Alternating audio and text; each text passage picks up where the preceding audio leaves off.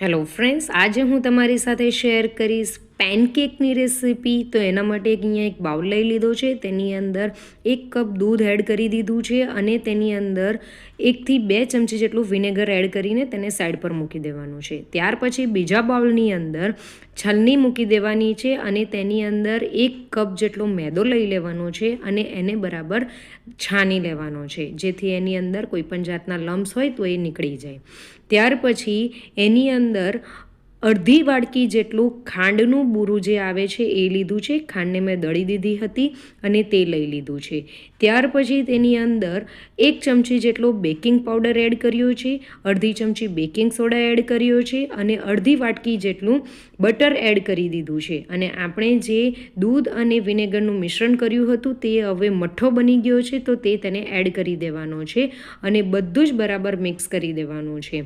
તેને વધારે over mix નથી કરવાનું. જ્યાર સુધી એના ગાંઠા દૂર નહીં થાય ત્યાર સુધી આપણે મિક્સ કરી લેવાનું છે. ત્યાર પછી તેની અંદર વેનીલા એસેન્સ 1 ચમચી જેટલું એડ કરી દેવાનું છે. જો તમારી પાસે હોય તો તમે નાખી શકો છો, નહીં તો ઓપ્શનલ છે. આ રીતની તેની કન્સિસ્ટન્સી હોવી જોઈએ, વધારે પતલી પણ નહીં અને વધારે ઘટ પણ નહીં. ત્યાર પછી અહીંયા મેં પેન લઈ લીધી છે, તેની અંદર 1 ચમચી જેટલું આપણે બેટર લેવાનું છે અને તે આ રીતે મૂકતા જવાનું છે અને હલકું પાથરી દેવાનું છે.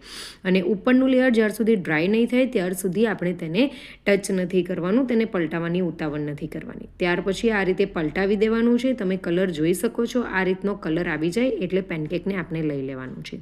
આ જ રીતે બીજું પેનકેક પણ હું બનાવીને રેડી કરી દઈશ. તો એ જ રીતે કરછીની મદદથી આપણે પેનકેકનું બેટર મૂકી દેવાનું છે અને તેને પલટાવી દેવાનું છે. આ જ રીતે બધા પેનકેક બનાવીને રેડી કરી દેવાના છે. તો તમે આની ઉપર ચોકલેટ સોસ નાખીને પણ તમે સર્વ કરી શકો છો. તમે સુપર સોફ્ટ, હેલ્ધી, ફ્લફી એવા પેનકેકને તમે તમારા બાળકોને આપી શકો છો. તો તમને મારી રેસીપી ગમી હોય તો રેસીપીને લાઇક, શેર અને કમેન્ટ કરજો. બાય.